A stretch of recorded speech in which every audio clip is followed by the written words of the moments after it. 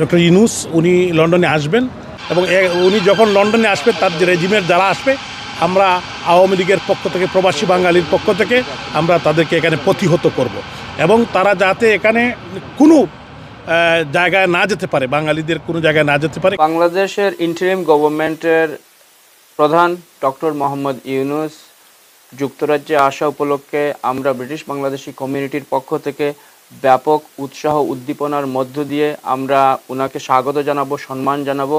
এই জন্য আমরা ব্যাপক প্রস্তুতি নিয়েছি। তারা বাংলাদেশকে একটি শান্ত বাংলাদেশকে অশান্ত করে দিয়েছে এবং বাংলাদেশকে ধ্বংস করে বিদেশির হাতে তুলে দিচ্ছে এবং আপনি জানেন যে করিডোর দেওয়া, বন্দর দেওয়া, বাংলাদেশের ইকোনমিকে ধ্বংস করা, প্রায় 200 ফ্যাক্টরি বন্ধ করে দেওয়া, ল অ্যান্ড অর্ডার সিচুয়েশন বলতে কিছু নাই।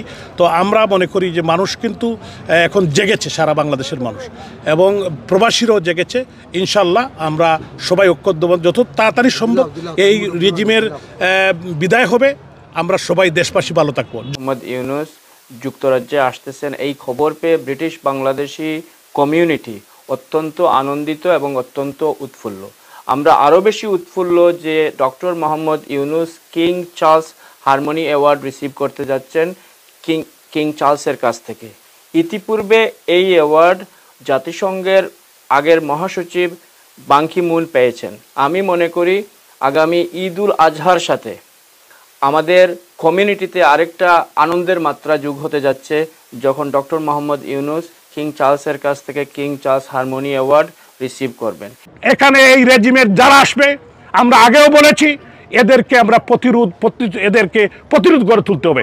10 তারিখে যেখানে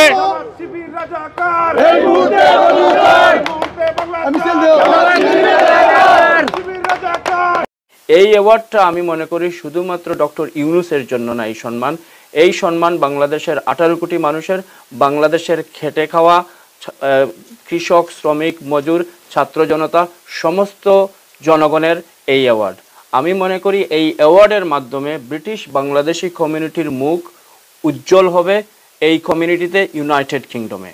আমরা ব্রিটিশ বাংলাদেশি কমিউনিটি ডক্টর ইউনূসের আগমন উপলক্ষে ব্যাপক প্রস্তুতি নিয়েছি। বাংলাদেশের অন্তর্বর্তীকালীন সরকারের প্রধান উপদেষ্টা প্রফেসর ডক্টর মোহাম্মদ ইউনূস সাহেব লন্ডন সফর করছেন 10ই জুন।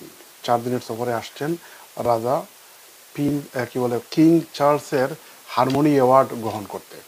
এইটা বাংলাদেশের জন্য এবং ব্রিটিশ বাংলাদেশি সবার জন্য একটা আনন্দের বিষয়।